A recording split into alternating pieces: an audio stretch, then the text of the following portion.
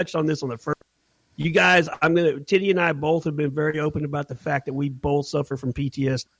If you guys know anybody that is spending the holiday alone and you wonder how they're doing, pick the phone up and call them today and check on them. Guys, you do not know what a phone call can derail from happening. So if you know somebody that's suffering in any way or somebody that's just spending it alone, you guys, maybe they have PTSD, maybe they don't. If you wonder how they're doing, pick the phone up.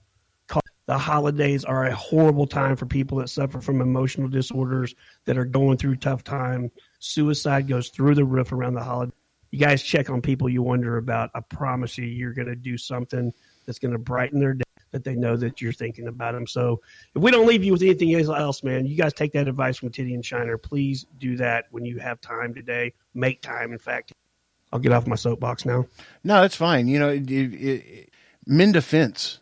You know, if you got a neighbor that you just don't exactly care for or whatever, take them a piece of pie. You know, they may not care for you just because of the way they think about you. And if you take them a piece of pie, all of a sudden they turn into somebody completely different that you didn't know. Holy crap, my neighbor's actually kind of cool. You know, he just thought I was shady because I have knuckle tattoos. You know, because there's people in the world that are like that. You know, they'll judge you by how you look and not by how you think. And, you know, and that's where, you know, helping out somebody in the parking lot at Walmart. I know you've done it several times where, you know, people kind of look like they're a little bit scared of you at first because you know, here you come with a shaggy beard and tattoos down your arm and on your knuckles, and you have this taco hat on and this absolutely beautiful looking, gorgeous Dixon flannel. Hint. By the way, best flannel you can buy, www.dixonquality.com.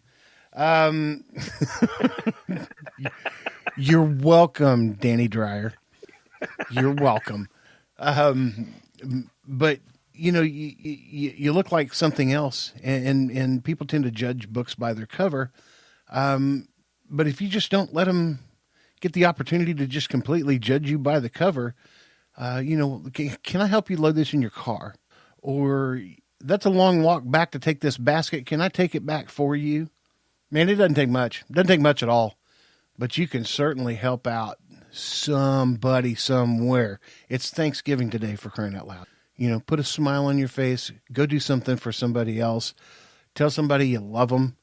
Call a veteran that you haven't called in a while, especially if they live alone. Whatever it takes. And that's going to lead us right into the part of the story that really grabbed our heart. And it's something that has been going on for years, but the major part of it came to fruition just this past Saturday. And right before I get to that particular thing, Shannon and I belong to this elite organization that we call it. It's elite, but it's just elite. It's called No Cover Crew. We've talked about the No Cover Crew or No Cover in the past on the podcast, and maybe leaving you guys a little bit blind on that. But what it is you know, once I kind of bought on to Shiner's way of thinking, especially with the positivity that he puts out just about every single day on Instagram, you know, he puts those quotes out there, and I'd bought into it. Well, now we're thinking, you know, I'd like to be around more people like Shiner. I really would. So we would just meet people here and there, and we'd come across some individuals that were just stellar, that were kind of the embodiment of being for the greater good.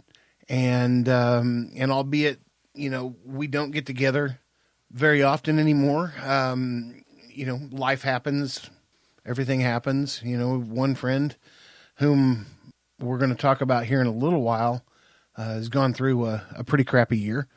You know, we had another one that did not work, and now she works. And so, you know, she's, you know, like I said, life. And then we had one leave the crew, which, you know, that's fine. It's their prerogative. But all of us try to kind of keep with that embodiment of doing things for the greater good. And having said that, it is something that makes me just absolutely smile because that no cover crew for the greater good part is going to come back here in a little while. What we're going to talk about now that happened last Saturday, and actually something that's been happening for a long time. We have a mutual friend whose house burnt to the ground early Saturday morning. His house, his truck, his RV. An extremely good friend of ours that set up camp with us for years at Rocklahoma. Great guy. He would help you set up your camp before he would get his camp set up. Anytime he needed to go to town, because keep in mind, we're camping out in the middle of the country, in the middle of the woods.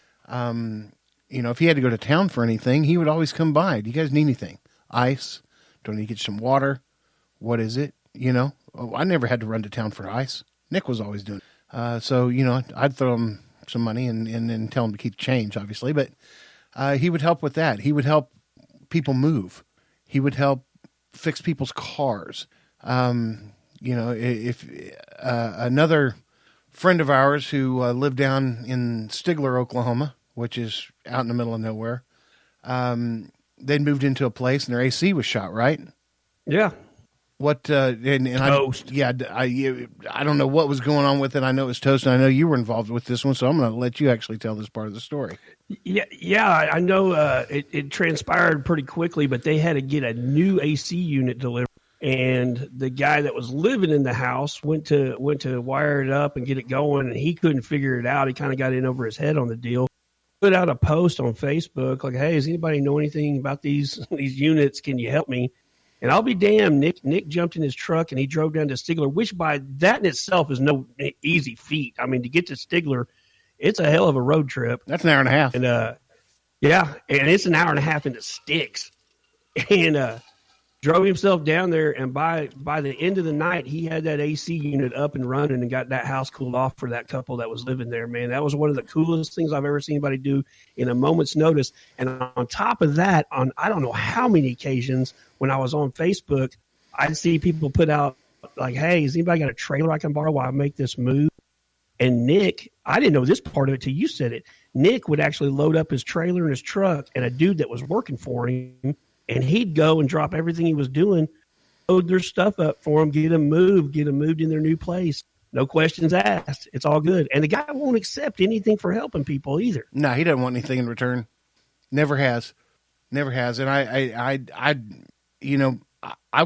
would like to say that I'm half as good as he is at helping people, and I'm not. I mean he's in another league. The guy volunteers his time for youth sports in Glenpool. He coaches football team. He coaches baseball team. These are all pre-high school teams. He makes sure that every kid plays. He does not give a trophy to every child. He still coaches them like they need to be coached and parents them like they need to be parented. But nevertheless, he loves every child that he comes in contact with. And I mean, he and his wife are trying to adopt another child as we speak. And their house burned to the ground Saturday morning. I did not get one phone call from Nick saying, "Man, my house burnt to the ground. Can you give me a little bit of help here?" He never called. He never asked for a thing, and he never will. That's just the character of Nick. Well, one of our homies, as we'll call it, in the No Cover crew, we all have nicknames. Her name is Pusher. She has that name for a reason I'm not going to tell you. But she has had a rough year as it stands anyways. And when you say rough, I mean, it is the epitome of rough. I mean, it's been a rough one on her. If you've ever had a gun pulled on you, you probably had a rough year. Yeah. She's had a rough year. That qualifies as a rough one. Yeah.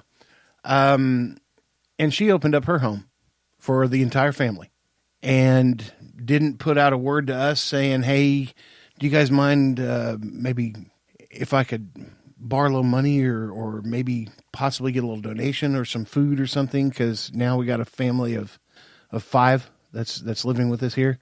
She didn't ask for a thing. She never will. She's that type of person. So's Nick. It's why we started the No Cover Crew in the first place. And it makes me happy just to kind of see maybe the fruits of what little bit of a labor that we put together with that working. That poor guy does so much for everybody else. And now come to find out, and I'm sure you heard about this too, tomorrow, his church is doing a Thanksgiving dinner, and he was wanting everybody to invite a veteran. If they live alone, invite them. If they can't leave the house for whatever reason, they'll make a plate and get it delivered. He's a big proponent of the 22 a day movement in Tulsa, kind of one of the spearheaders of this local area. That's, for those of you who don't know what 22 a day is, 22 veterans commit suicide every single day. And around the holidays, that number gets higher per day. So just remember that. But he didn't want any veteran to eat alone. And so he's doing all this for everybody else. And in the meantime, he still doesn't have a house. He's barely got a couple of outfits to wear now. They made it out with one car, but his truck burnt to the ground. Trailer burned up. Stuff that he did for work to make money. That's gone. But that's what's so amazing about this situation is somebody that has lost everything is still taking the time to think about others. Yeah. And doing things very selflessly. And I mean, if you don't find some way to admire that, then you need to check yourself, because that is a pretty incredible individual that has the ability, and if anything, epitomizes living for the greater good. It is that. I have rarely seen somebody selflessly give of themselves time and time again like Nick does. And so, Nick, if you're listening to us, buddy, know that I admire the hell out of you. That is a trait that is few and far between, and I am proud to know somebody that exhibits that on a very consistent basis. Proud to call you my friend, Nick. We've been friends for a long time, and you've always amazed me at the stuff you do for everybody else before you do it for yourself. God knows I've been the benefactor of that many times at Rocklahoma. And I just, I know you don't want it, but you kind of need to be recognized for it. And so every year at Thanksgiving, we're going to be giving thanks and talking about the greater good. And we'll also be giving out our Tiddy and Shiner show. I don't know what you want to call it. Greater Living for the Greater Good Award. Mm-hmm. Hall of Fame, whatever you want to call it. There's nobody in there right now, but Nick, we would just be pleased as punch if you would accept our invitation to be the very first winner of that award. The inaugural recipient, man. And I mean, it comes with a lot of stuff. I think I got an extra hammock. So yeah, you can have a hammock. And I got a cool ball cap too. Yeah, I know I got a spare cooler, so you can have that. I have like 9 Stroh's Lights beer. And I have half a bag of Tostitos. Yeah. So I mean, it's one hell of an award, homie. But in all seriousness, I can't think of anybody that I've come across in the news, reading anything online that embodies for the greater good like Nick does. And I'm not going to say his last name because I don't want people, doing the same thing we're doing and getting in touch with him and giving him accolades and that kind of stuff. He's just not that type of guy. Well, I kind of wondered when we started talking about this episode at what kind of examples we could throw out there that really embodied this philosophy. And I hate that this happened to that family, especially people as solid as Nick and his wife. But we couldn't have asked for something to happen to be able to explain this to listeners any better than this. I mean, this guy selflessly gives, and I mean selflessly gives time and time again, and wants no, like Tiddy said, he wants no accolades for doing any of this stuff. And this just is the prime example. Like, the guy loses everything in a house fire, but he's still spending a bunch of energy online trying to make sure veterans don't spend a holiday alone and have somebody to bend an ear. And I mean, the guy just, he continued